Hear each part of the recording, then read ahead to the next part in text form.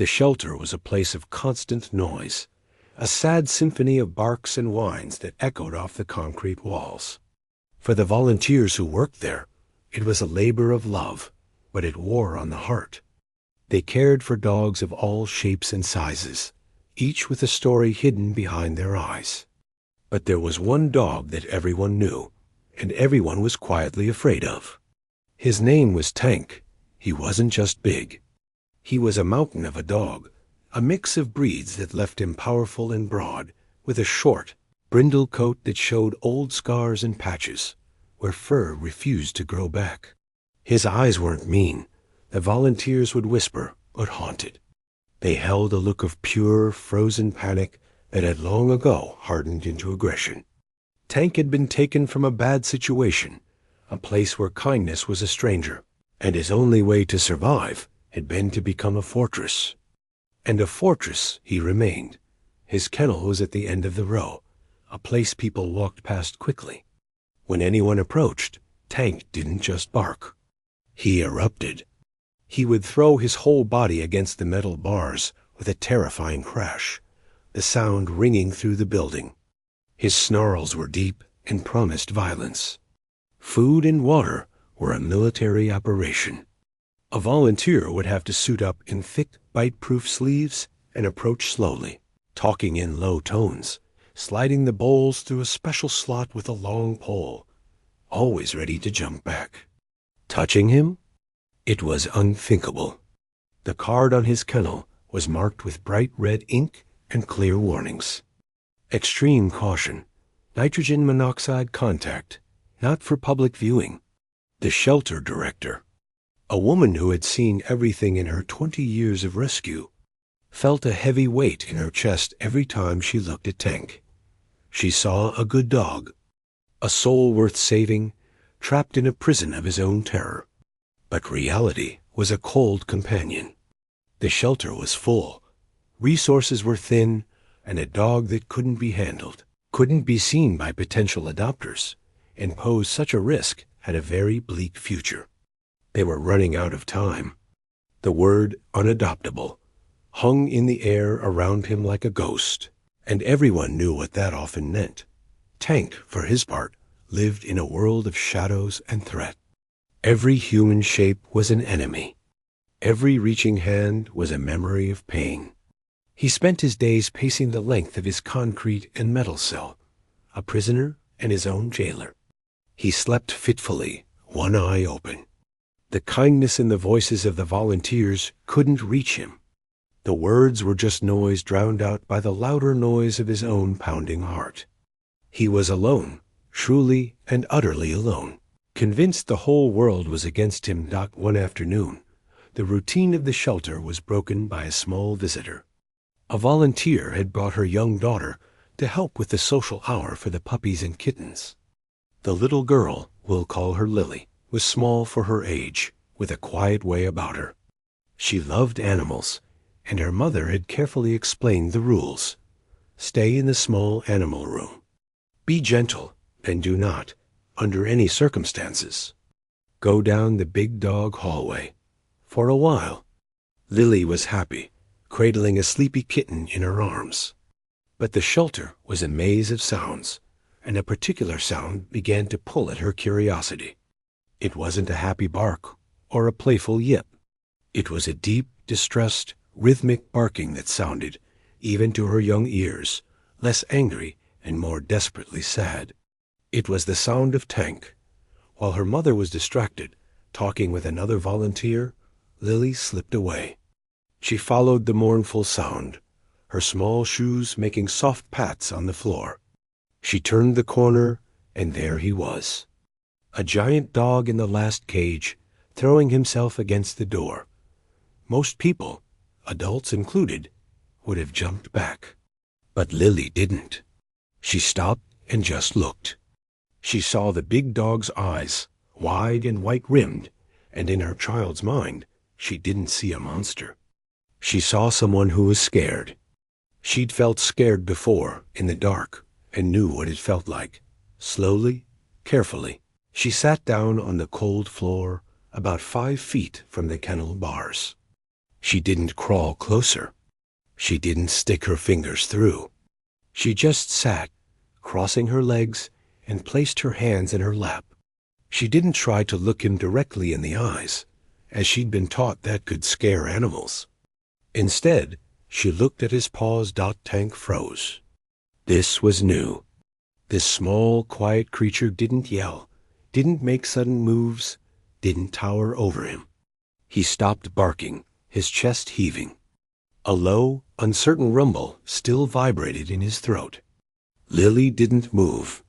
She just sat, and after a moment, she began to hum.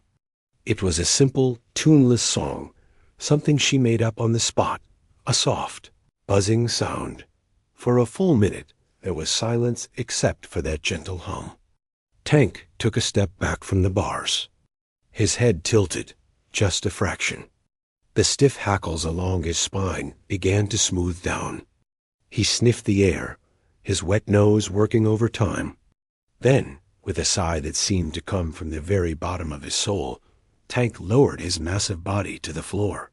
He lay down, his head resting on his front paws. His eyes fixed not on a threat, but on a curious, calm little girl. It was at that exact moment that Lily's mother came rushing around the corner, her face pale with fear. The words, "Get away from there," died on her lips. She skidded to a halt. The scene before her was impossible. The dog deemed untouchable was lying peacefully. Her daughter was safe.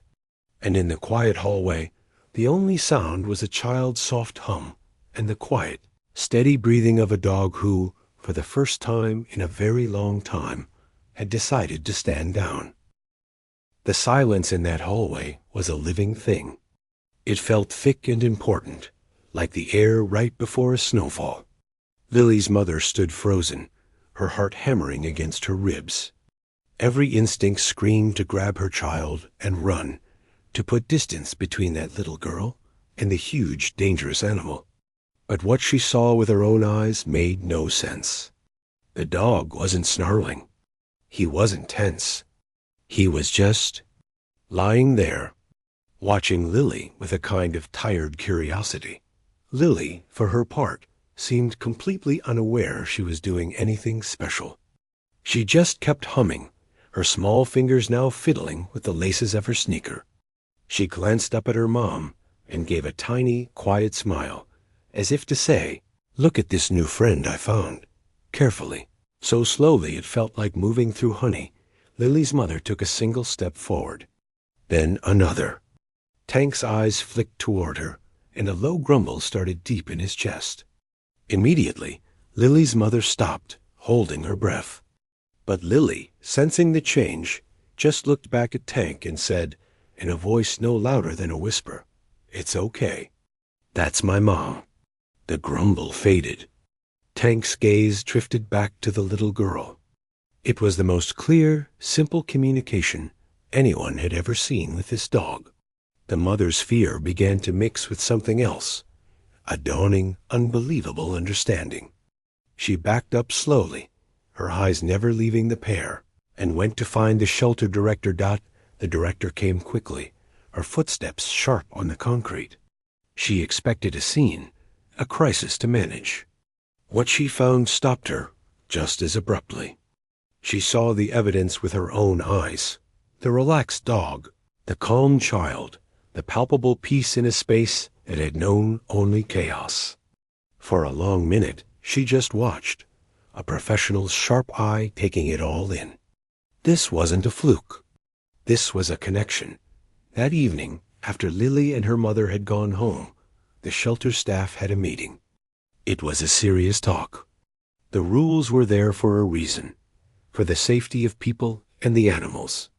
What Lily had done was against every protocol. Letting a child near a dog with Tank's history was unthinkable. But the director spoke last. "I know the rules," she said, her voice quiet. "I wrote most of them. But we are also here to look for miracles, however small." That dog looked at that girl and saw something other than a threat. For the first time since he got here, he chose not to be afraid. We can't ignore that. A plan was made, strict and filled with what-ifs. It was a huge risk. The next day, when Lily came with her mother after school, the director met them at the door. She knelt down to Lily's level. "You like that big dog, don't you?" she asked. Lily nodded, her eyes wide and serious. "He's very, very scared," the director explained. "We have to be extra quiet and extra slow with him. Would you like to try to visit him again? But only if you promise to do exactly what I say. No moving toward him. No sudden noises. Just like you did yesterday." Lily promised, her head bobbing up and down. And so, a new routine began. Every afternoon, Lily would come to the shelter. She would go straight to the chair that was now placed a safe distance from Tank's kennel, a chair her mother always sat in, watching every second with eagle eyes. Lily would sit on the floor, as she had the first time, but now she would talk. She would tell Tank about her day in that soft, steady voice of hers. "I had peanut butter for lunch," she'd say, her chin resting on her knees. "The math was hard. I saw a blue bird on the way here." It didn't matter what she said. It was the tone, a gentle, boring stream of sound that held no anger, no demand, no fear. Tank's transformation was slow, like ice melting one drip at a time. He began to wait for her. The frantic afternoon pacing would stop when he heard the soft patter of her footsteps. He would be at the front of his kennel, sitting, his ears no longer pinned flat, but slightly forward, listening. The volunteers started noticing other changes.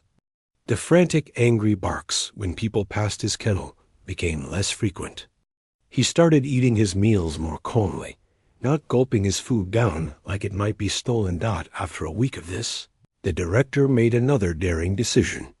With Lily sitting calmly in her spot, and her mother and another strong handler standing ready, the director slowly unlocked Tank's kennel door and pushed it open just a foot. It was a test. This was the moment. The open door was an invitation to freedom, to charge, to escape.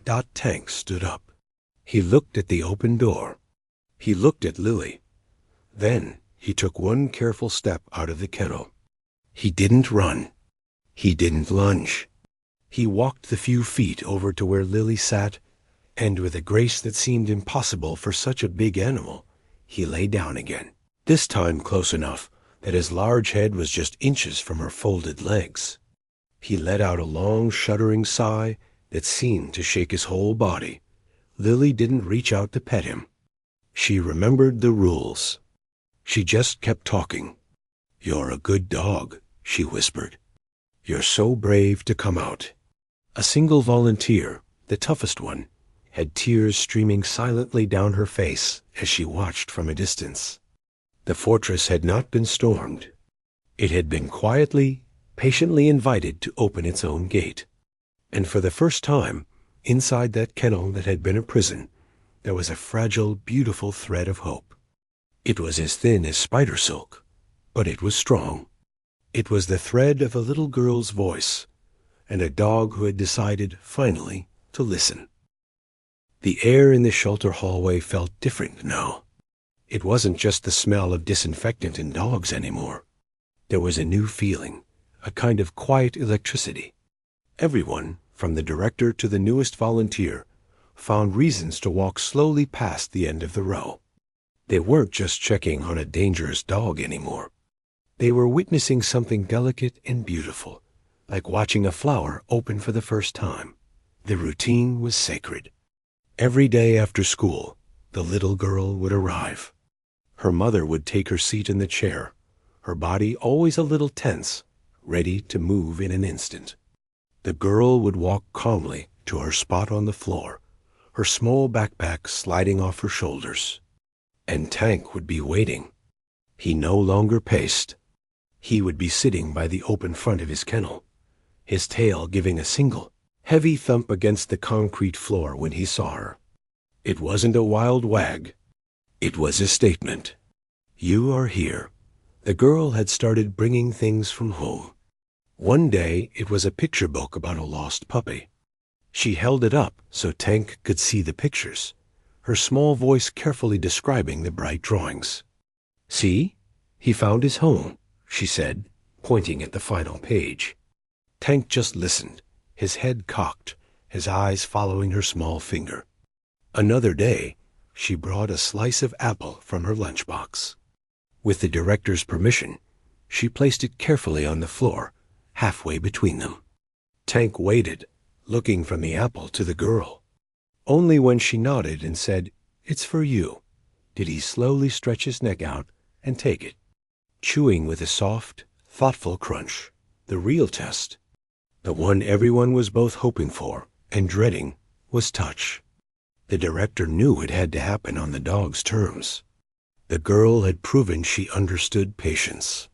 One afternoon, as the girl was telling a long, rambling story about a butterfly she'd seen, her hand, which had been resting on her knee, slowly drifted downward. It was an absent-minded move, not a reach.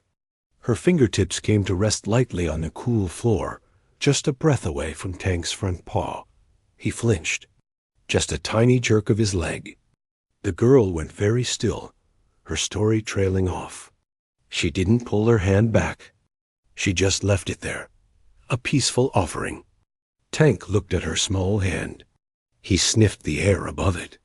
He could smell the soap she used, the peanut butter from her sandwich, the faint, sweet scent of childhood. Slowly, so slowly it was almost invisible, he lowered his massive head. His wet, black nose touched the back of her hand. Just a tap. A cold, gentle investigation. The girl didn't move a muscle. She just whispered, "Hi." That was all. For that day, it was enough. But a door had been opened, literally and figuratively. The director decided to begin what she called room time. She would open the door to a small, quiet meeting room that wasn't being used. It had a rug and a window. With the girl sitting safely in a corner, the handlers would open Tank's kennel. He would walk, calm and steady, down the hall and into the room. Then they would close the door, leaving the girl and Tank inside, with the mother and director watching like hawks through the glass window dot in that quiet room. The world shrank to just the two of them. The girl would sit and read from her school books. Tank would spend the first few minutes sniffing every corner, exploring this new soft territory. Then he would always come back to her. He would circle twice and lie down beside her, his big body leaning ever so slightly against her side, as if for warmth. One afternoon, she was struggling with a book of fairy tales. The words were hard. She was sounding them out slowly. The princess reached out.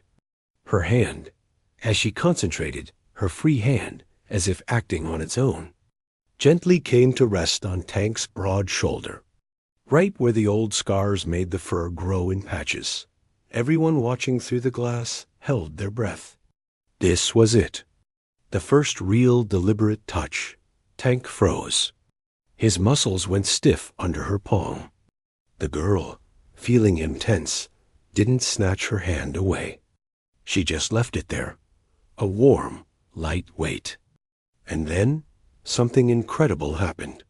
The tension began to drain out of him. It was like watching a wave go back out to sea. His shoulders slumped. He let out a long, trembling sigh that seemed to come from the very bottom of his soul. He turned his head and looked at her, and for the first time, his eyes held no fear, no panic, no ghost of his old life. They just looked, tired and grateful. The girl began to move her hand, not petting him, just gently stroking the tough fur on his shoulder with her thumb. "You're a good dog," she whispered again, the words she said every day. "You're so brave." That was the moment the shelter director knew. This was no longer just an experiment in socialization. This was a bond. It was fragile, and it was specific. Tank still watched Adult warily. He still sometimes grumbled when a new volunteer walked by his kennel too quickly. But with this one little girl, he was a different creature. He was gentle. He was patient. He was unmistakably hers. Word began to spread through the small community of the shelter. People who had been afraid to go near Tank's kennel started to peek into the meeting room window. They would see the giant dog, his head in the little girl's lap as she turned the pages of a book, and they would shake their heads in quiet wonder. The fortress hadn't just been opened. It had willingly laid down its drawbridge for one small, trusted visitor. The question now, hanging in everyone's mind, was what would happen next. The shelter couldn't keep a dog forever, especially one that took up so much space and required so much care. But how could this bond, this miracle of trust, possibly survive in the outside world? The hope was now as real as the fear had once been, and it brought with it a whole new set of worries. The days settled into a new kind of normal, one built on quiet moments in the small meeting room. The bond between the girl and the big dog wasn't something loud or showy. It was in the details. It was in the way the dog would let out a soft huff of air when she finished a chapter, as if asking for more. It was in the way the girl always saved a little piece of her afternoon snack, a cracker or a bit of cheese, to share with him. It was in the way he now slept peacefully in his kennel during the nights, worn out not from fear, but from the calm of her company. But a shelter is not a home. The director felt this truth like a stone in her shoe. She watched them together, her heart full of a warm, painful hope. The dog, who they had all started calling Bear in their heads, because he was more like a gentle giant than a tank, was thriving in this one specific way. With the girl, he was perfect. With everyone else, he was still a question mark, a dog with a deep history of fear. The shelter was overcrowded.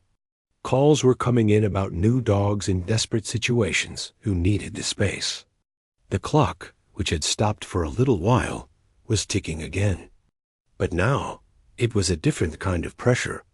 Before, the end of the story seemed sad and inevitable. Now, the thought of a sad ending was unbearable. The director knew what she had to do. She called the girl's mother into her office one afternoon. The mother sat down, her hands clasped tightly in her lap. She knew this talk was coming. She had felt it in the air. "I don't even know how to ask this," the director began, her voice gentle. "What you and your daughter have done, it's changed everything for that dog. He's learned to trust again because of her." The mother nodded, her eyes already glistening. "She loves him. She talks about him all the time. At home, she draws pictures of them together." The director took a deep breath. The hardest cases are the ones that need a very specific kind of home. Not just any home. The right home. I look at him, and I see a dog who has placed all his trust in one person. Your daughter.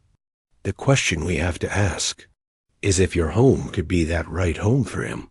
The room was silent. The mother looked down at her hands. It wasn't a simple question. It was about responsibility and safety and the reality of their life. They lived in a house with a small fenced yard. They had a quiet life. But this was a huge dog with a traumatic past. What if he got scared when her daughter had a friend over? What if he saw a stranger and reacted? The what-ifs were a long, frightening list. "I need to think," the mother said softly. "I need to talk to my husband, and I need to be sure, for her sake more than anything." The director understood completely. She suggested the next step, a careful one. A home visit. They would bring the dog, now on a brand new blue leash, to their house. They would see how he acted in a real home, outside the shelter walls. No pressure. Just a visit. The day of the visit, the shelter was buzzing with a nervous energy. The girl was practically vibrating with excitement, dressed in her favorite bright yellow shirt. The volunteers all came by to wish them luck, giving Bear gentle pats on the shoulder He now allowed that from the people he saw every day. The director herself drove, with Bear lying calmly in the back of the station wagon, his head in the girl's lap. Pulling up to the house felt like crossing into a new world. Bear sat up, his nose working at the window. New smells. Grass, flowers, and neighbor's barbecue. He stepped out of the car slowly, unsure. The girl took the leash, her small hand looking tiny against the thick strap. "This is home," she told him, her voice full of pride. For the first hour, Bear was a shadow. He stuck close to the girl, following her from room to room, his claws clicking on the hardwood floors. He investigated everything cautiously. He sniffed the sofa, the rug, the toys in her room. He met the father, a tall and quiet man who knelt down and let Bear come to him, offering the back of his hand, just as the girl had been taught. Bear sniffed, hesitated, then gave a slow, cautious lick. It was a monumental moment. Then they went into the backyard. It was a green, sunny space. For a moment, Bear just stood on the porch, looking out. He had lived in concrete and metal for so long. The girl walked out onto the grass and turned around.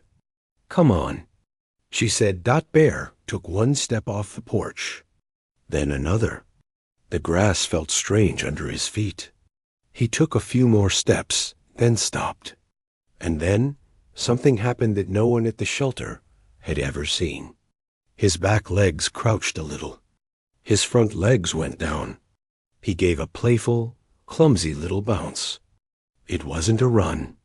It was a single, joyful hop. Then he looked around, as if surprised by his own actions. The girl laughed, a pure, happy sound. She sat down right there in the grass. Bear came over and flopped down beside her, rolling onto his side with a heavy, contented groan, letting the warm sun fall on his belly. He closed his eyes. The worry, the tension that had been a part of his body for years, seemed to melt into the earth. The mother and father watched from the kitchen window. The father put his arm around his wife's shoulders. He didn't say anything. He didn't need to. The sight through the glass was the only answer they needed. The dog wasn't just visiting. In that sunny patch of grass, with the little girl's hand resting on his side, he was already home. He was where he was always meant to be. The fear was still there. The list of what-ifs was still in the mother's mind. But it was now outweighed by something much stronger. It was outweighed by the sight of her daughter's complete joy, and by the look of absolute peace on the face of a dog who had finally found a reason to stop being afraid. The big blue leash hung on a hook by the back door now. It wasn't a tool for control anymore. It was just a thing they used for walks. The first few nights in the house, the dog they now officially called Bear slept on a thick, fluffy bed in the corner of the girl's room. He didn't pace. He didn't whine. He would circle 3 times, a habit from his kennel days, and then sink down with a heavy sigh, his eyes closing as soon as his head touched the cushion. For the first time, perhaps in his entire life, he slept deeply, knowing his person was safe and near. The transition wasn't magic. It was work.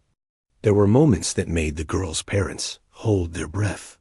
The first time the doorbell rang, Bear erupted into a storm of barks, his body a wall of muscle between the girl and the front door. It wasn't the mindless rage of the shelter. It was a clear, protective alert. Asterisk danger. I am here. Asterisk the father had to calmly lead him to the bedroom, speaking in low tones while the mother answered the door. It was a reminder that Bear's history was still a part of him, a ghost that sometimes whispered in his ear. But with the girl, the ghost was silent. When she had a friend from school over, the mother watched carefully, her heart in her throat. Bear would stand back, watching the new child with a wary, uncertain look. The girl would simply walk over, put a hand on his head, and say, "This is my friend. She's nice. And Bear, trusting her completely, would relax. He might not go to the friend, but he would lie down nearby, keeping a watchful eye, accepting this new person, because his girl said so. The real change was in the small, quiet moments of ordinary life. It was Bear leaning his heavy head against the girl's leg while she did her homework at the kitchen table, his weight so steady and comforting. It was the way he learned the sound of the school bus, and would be waiting by the front window every afternoon, his tail beginning to sweep the floor the second he saw her coming up the walk. It was the way he carefully took treats from her fingers, his huge jaws gentle as a butterfly. One Saturday, they went to the quiet park at the end of their street. The girl was on the swings, pumping her legs, laughing as she flew higher. Bear was tied to a nearby bench where her parents sat. He didn't try to chase squirrels or bark at other dogs. His whole world was the arc of that swing. His head moved back and forth, following her, his expression one of pure, focused devotion.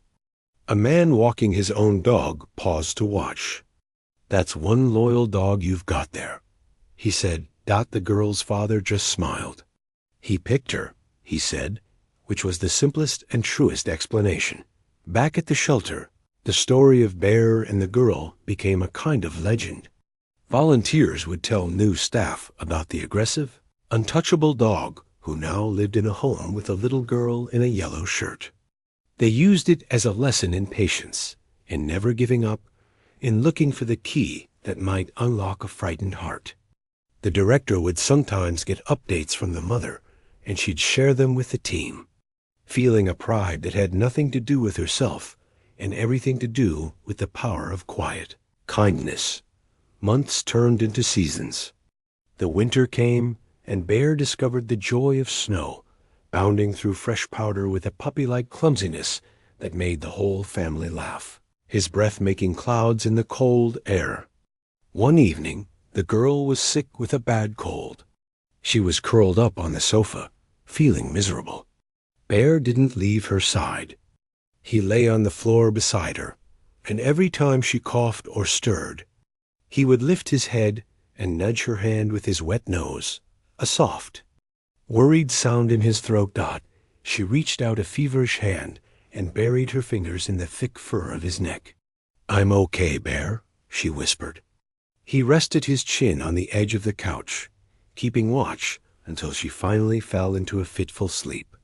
That was when her mother knew, without a single doubt, that they had made the right choice. This wasn't just a pet. This was a guardian, a friend, a piece of their family's heart, walking around on four legs.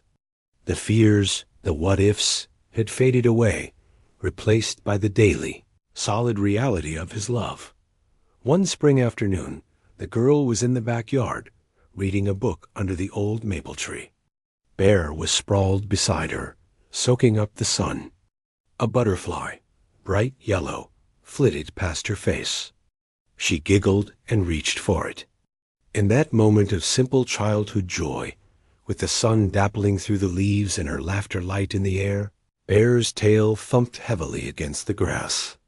He looked at her, and his mouth opened in what could only be described as a smile, his tongue lolling out, his eyes soft and full of a contentment so deep it was peace. The fortress was gone. In its place was something strong and warm and alive. The dog that nobody could touch had not just been reached. He had been brought home.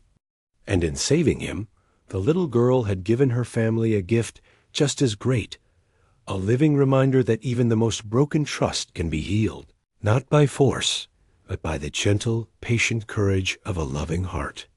Their story wasn't about a rescue. It was, and would always be, about finding each other.